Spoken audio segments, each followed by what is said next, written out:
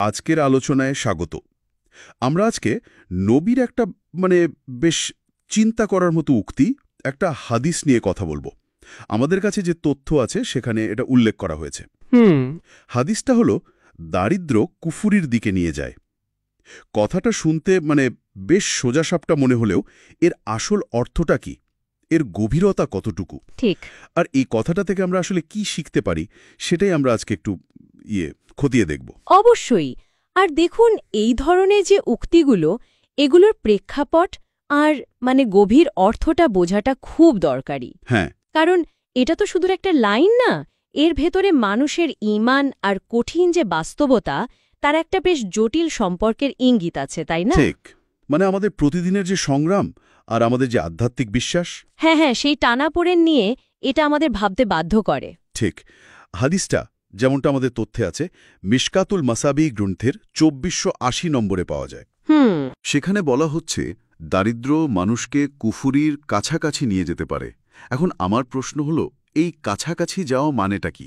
আচ্ছা, সরাসরি দারিদ্র্যকেই গিয়ে এখানে বিশ্বাসের বিরোধী বলা হচ্ছে, নাকি ব্যাপারটা আরও একটু সূক্ষ্ম? এটা একটু ভেঙে দেখলে কেমন হয়? হ্যাঁ, এটা খুব ভালো প্রশ্ন। কারণ প্রথমবার শুনলে মনে হতে পারে গরিব হওয়াটাই বুঝি বিরাট কোনো সমস্যা বা বিশ্বাসের ঘাটতি। ঠিক। কিন্তু এখানেই আসলে স্পষ্ট হওয়া দরকার। হাদিসটা খুব সচেতনভাবে বলছে কাছাকাছি নিয়ে যায় বা এর দিকে ঠেলে দিতে পারে। আচ্ছা, ঠেলে দিতে পারে। হ্যাঁ, এটা এমন না যে দারিদ্র্য নিজেই কুফরি অথবা সব দরিদ্র মানুষই ঈমান হারানোর ঝুঁকিতে আছে, তা কিন্তু না। বরং মূল ব্যাপারটা হল, দারিদ্র্য এমন একটা চরম অসহনীয় পরিস্থিতি তৈরি করতে পারে, যা একজন মানুষকে এমন সব চিন্তা বা কাজের দিকে প্ররোচিত করতে পারে, যা কাকে আস্তে আস্তে বিশ্বাস বা ঈমান থেকে দূরে সরিয়ে দেয়। এটা একটা শক্ত সতর্কবার্তা হিসেবে দেখতে হবে। এই কাছাকাছি নিয়ে যাওয়া বা ঠেলে দেওয়া, এই অংশটাই তাহলে চাবিকাঠি। একদম। এটা সরাসরি কারণ নয়, কিন্তু একটা প্রভাবক হিসেবে কাজ করতে পারে। আচ্ছা, তাহলে প্রশ্ন আসে, কিভাবে দারিদ্র্য এই বিপজ্জনক পথে নিয়ে যেতে পারে? প্রক্রিয়াটা কি? হ্যাঁ, সেটাই। আমাদের হাতে থাকা তথ্য তো কিছু কারণের দিকে ইশারা করে। যেমন ধরুন, অভাব মেটাতে গিয়ে অনৈতিক পথ বেছে নেওয়া। হ্যাঁ, ওটা একটা বড় দিক। ধরুন, একজন মানুষ যখন দিনের পর দিন নিজের বা পরিবারের একদম প্রাথমিক চাহিদাগুলোই পূরণ করতে পারছে না, তখন তার ওপর কি প্রচণ্ড মানসিক চাপ তৈরি হয়। হয়তো সে জানে কোনটা ঠিক কোনটা ভুল, নীতিনৈতিকতার জ্ঞান তার আছে অবশ্যই, কিন্তু ওই যে ক্ষুধার কষ্ট বা ধরুন সন্তানের অসহায় মুখটা, এই চরম অসহায়ত্ব তাকে এমন একটা জায়গায় নিয়ে যেতে পারে যেখানে সে হয়তো ভাবে, একবার একটু এদিক ওদিক করলে কি হয়, আচ্ছা, বা এই সুযোগটা নিয়ে নিলে হয়তো আপাতত সমস্যাটা মিটবে, এরকম একটা চিন্তা আসতেই পারে। তার পরিস্থিতির চাপ তাকে এমন একটা কোণায় ঠেলে দেয় যেখানে তার এতদিনকার যে নৈতিকতার বাঁধন, সেগুলো একটু একটু করে আলগা হতে শুরু করে। যেমন হয়তো সে ছোটখাটো মিথ্যা বলল, বা ধরুন চুরি করল, ওজনে কম দিল, ঠিক, বা কোনো অন্যায় সুযোগ নিল।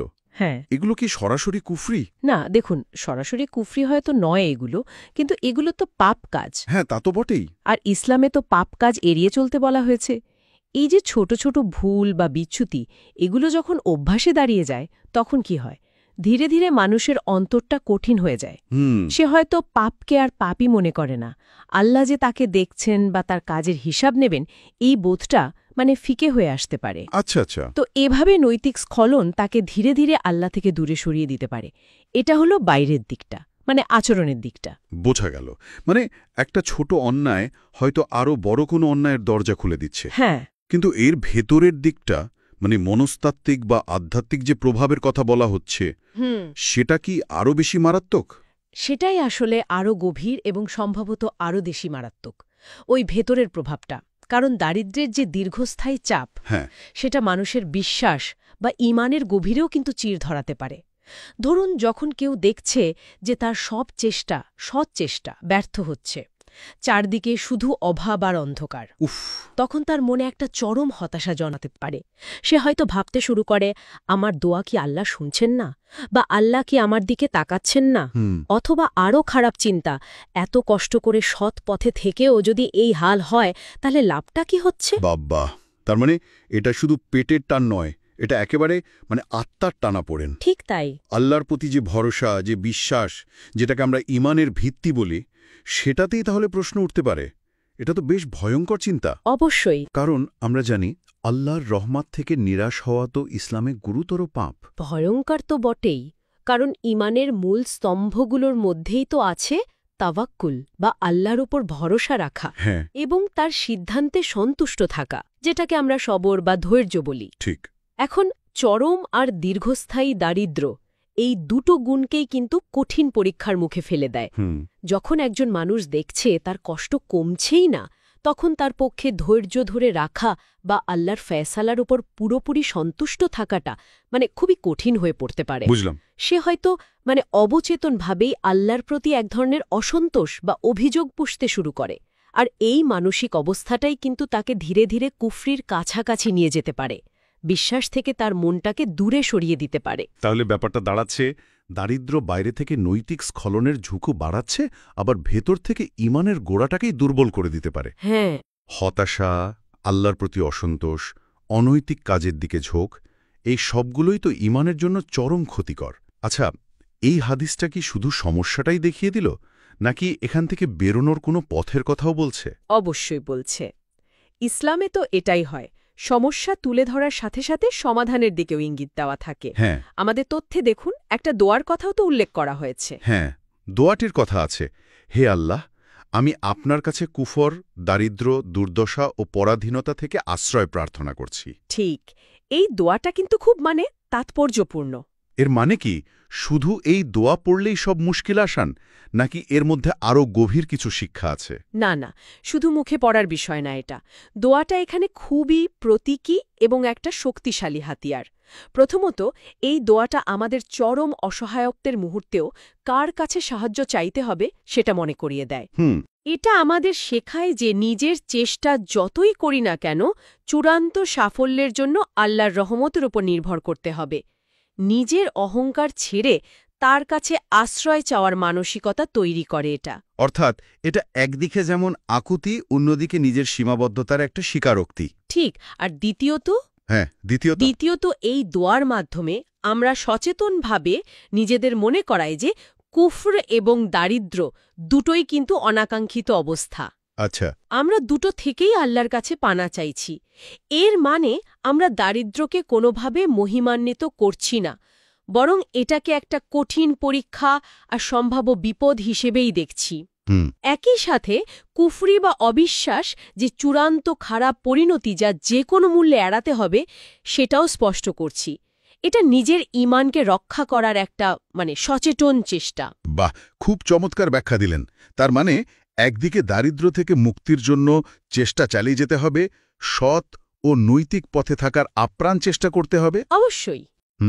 আর অন্যদিকে মনটাকে ঠিক রাখার জন্য, আল্লাহর সাথে সম্পর্কটা মজবুত করার জন্য তার সাহায্য চেয়ে প্রার্থনাও করতে হবে। দুটো দিকে সমন্বয় দরকার। একদম ঠিক, একদম। আর এখান থেকেই কিন্তু আমরা এই হাদিসের মূল শিক্ষাগুলো একসাথে করতে পারি। হ্যাঁ, বলুন। প্রথমত এবং সম্ভবত সবচেয়ে জরুরি শিক্ষা হল, দারিদ্র্যের ওই কঠিন পরীক্ষার মধ্যেও পাপ এবং কুফরি থেকে নিজেকে বাঁচিয়ে রাখার জন্য একদম সর্বাত্মক চেষ্টা চালিয়ে যেতে হবে। হাল ছাড়া যাবে না। হ্যাঁ, পরিস্থিতি যতই খারাপ হোক, ঈমানের ব্যাপারে কোনো আপোষ চলবে না, কোনো অজুহাতে অন্যায়ের পথে পা বাড়ানো যাবে না। এটা তো গেল আত্মরক্ষার দিকটা।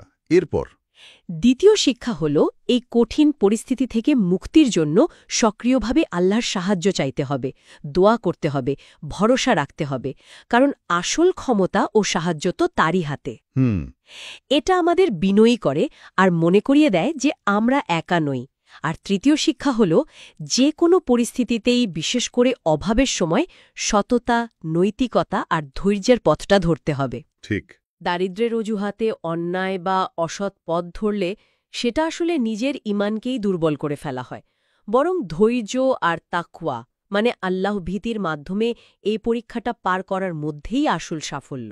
তাহলে যদি আমরা পুরো ব্যাপারটাকে একটা বড় ছবির সাথে দেখি, তাহলে দাঁড়াচ্ছে যে বাইরের অবস্থা, কেউ ধনী না গরিব, তার চেয়েও বেশি গুরুত্বপূর্ণ হল তার ভেতরের অবস্থাটা। হ্যাঁ। তার আত্মিক দৃঢ়তা, তার ঈমানের শক্তি। হাদিসটি কি মূলত এই ভেতরের শক্তি অর্জনের দিকেই জোর দিচ্ছে? নিঃসন্দেহে হাদিসটি আসলে এটাই আমাদের চোখে আঙ্গুল দিয়ে দেখাচ্ছে। দারিদ্র্য একটা কঠিন পরীক্ষা, কোনো সন্দেহ নেই। কিন্তু এই পরীক্ষায় পাশ করার মূল চাবিকাঠি হল ওই আত্মিক দৃঢ়তা আর আল্লাহর সাথে সম্পর্ক। এটা আমাদের মনে করিয়ে দেয় যে দুনিয়ার অভাব হয়তো কষ্ট দেয়, কিন্তু এটা সাময়িক। কিন্তু ঈমানের অভাব হল আসল এবং চূড়ান্ত সর্বনাশ। তাই একদিকে যেমন দারিদ্র্যের সম্ভাব্য বিপদ নিয়ে সতর্ক থাকা জরুরি, তেমনি আল্লাহর ওপর ভরসা রাখা আর নৈতিক পথে একদম ফার্ম থাকা, এই দুটোই সমান জরুরি। ইসলাম কিন্তু দারিদ্র্যকে উৎসাহিত করে না মোটেও, বরং তা থেকে উত্তরণের জন্য চেষ্টা করতে বলে। কিন্তু যদি কেউ এই পরীক্ষায় পড়েই যায়, তখন তাকে ধৈর্য আর ঈমানের সাথে সেটা মোকাবিলা করার পথ দেখায়। তার মানে হাদিসটি একই সাথে একটা রোগ নির্ণয় করছে, আবার পথ্যও দিচ্ছে। ঠিক বলেছেন। এটা বলছে দারিদ্র্য এই সমস্যা তৈরি করতে পারে, এটা হলো রোগ নির্ণয়। আবার এর থেকে বাঁচতে বা এটা মোকাবিলা করতে হলে এই কাজগুলো করতে হবে। আল্লাহর আশ্রয় চাইতে হবে, নৈতিক থাকতে হবে, ধৈর্য ধরতে হবে। এটা হলো পথ্য বা প্রেসক্রিপশন। একদম। বেশ ভারসাম্যপূর্ণ একটা দৃষ্টিভঙ্গি। হ্যাঁ, সেটাই মনে হচ্ছে। এটা কোনো একপেশে বার্তা না, এটা বাস্তবতাকে স্বীকার করে, দারিদ্র্যের কঠিন চ্যালেঞ্জকে হালকা করে দেখে না, আবার একই সাথে মানুষকে আশাহতও করে না। ঠিক। বরং এটা একটা বাস্তবসম্মত দিকনির্দেশনা দেয় কিভাবে কঠিন পরিস্থিতির মধ্যে নিজের সবচেয়ে দামি সম্পদ মানে ঈমানকে রক্ষা করা যায়। এই হাদিসের মাধ্যমে আসলে দারিদ্র্যের সম্ভাব্য আধ্যাত্মিক ঝুঁকি নিয়ে সমাজ এবং ব্যক্তিকে সচেতন করা হয়েছে, যাতে তারা সতর্ক থাকে এবং প্রয়োজনীয় জাগতিক এবং আধ্যাত্মিক পদক্ষেপ নিতে পারে। তাহলে পুরো আলোচনা থেকে যা বুঝলাম তার সারসংক্ষেপ যদি করার চেষ্টা করি, দারিদ্র্য নিজে কুফরি নয়, কিন্তু এটা এমন এক জটিল আর কঠিন পরিস্থিতি তৈরি করতে পারে যা মানুষকে নানাভাবে, যেমন ধরুন হতাশা, নৈতিক স্খলন, অনৈতিক কাজের দিকে ঝোঁক, এমনকি আল্লাহর প্রতি ভুল ধারণা বা অসন্তোষের মাধ্যমে বিশ্বাসের দুর্বলতা বা কুফরির যে বিপজ্জনক সীমা সেদিকে ঠেলে দিতে পারে। হ্যাঁ, তবে এই পরিণতিটা কিন্তু অনিবার্য নয়। হাদিসটা একদিকে যেমন এই চরম বিপদ নিয়ে আমাদের সাবধান করছে, ঠিক অন্যদিকে আল্লাহর আশ্রয় চাওয়া, ধৈর্য ধরা এবং যে কোনো পরিস্থিতিতে নৈতিক পথে একদম দৃঢ় থাকার উপর খুব বেশি জোর দিচ্ছে। এটা ব্যক্তির ঈমানকে কঠিন পরীক্ষার মুখে ফেলে ঠিকই, কিন্তু সেই পরীক্ষা থেকে পাশ করার পথও দেখিয়ে দেয়। আর এই যে এত গভীর আলোচনা হলো, এটা স্বাভাবিকভাবেই একটা খুব গুরুত্বপূর্ণ প্রশ্ন আমাদের সামনে এনে দাঁড় করাচ্ছে। আচ্ছা, যা নিয়ে হয়তো আমাদের আরও ভাবা উচিত, সেটা হলো যদি অর্থনৈতিক কষ্ট বা দারিদ্র্য ঈমানের জন্য এত বড় একটা পরীক্ষা বা ঝুঁকি হয়, তাহলে যারা এই কঠিন অবস্থায় আছে তাদের সেই অবস্থা থেকে বের করে আনতে বা অন্তত তাদের কষ্ট কমাতে সমাজের বাকিদের মানে সামষ্টিকভাবে আমাদের দায়িত্ব কতটুকু? দারুণ একটা পয়েন্ট। ইসলামে তো প্রতিবেশীর হক, জাকাত, সদকার কথা এত জোর দিয়ে বলা হয়েছে। এই হাদিসটা কি পরোক্ষভাবে সেই সামাজিক দায়িত্বের দিকেও ইঙ্গিত করছে না? খুবই প্রাসঙ্গিক একটা প্রশ্ন তুললেন। মানে এটা কি শুধু ব্যক্তির একার লড়াই, নাকি এই ঝুঁকি কমাতে সমাজেরও একটা বড় ভূমিকা আছে? ঠিক তাই। আর এর সাথেই কিন্তু আরেকটা ব্যক্তিগত প্রশ্ন জুড়ে আছে। বলুন। যখন কেউ সত্যি ওরকম চরম হতাশা বা কঠিন সময়ের মধ্যে দিয়ে যায়, যখন চারপাশ অন্ধকার লাগে, তখন বাইরের সাহায্য ছাড়াও নিজের ভেতরের আত্মিক আর মানসিক দৃঢ়তাটা কিভাবে তৈরি করা যায়? হ্যাঁ, কিভাবে সেই কঠিন সময়েও আল্লাহর উপর বিশ্বাসটা ধরে রাখা যায়, মানে হতাশার কাছে হেরে না গিয়ে ঘুরে দাঁড়ানো যায়? এই প্রশ্নগুলো নিয়ে আরও গভীর চিন্তা বা আলোচনা কিন্তু আমাদের ব্যক্তিজীবনে আর সমাজ জীবনেও হয়তো ভালো পরিবর্তন আনতে পারে। অবশ্যই। এই প্রশ্নগুলো সত্যি আমাদের আরও ভাবনার খোরাক জোগালো। আজকের মতো তাহলে আমাদের আলোচনা এখানেই শেষ করছি। ঠিক আছে।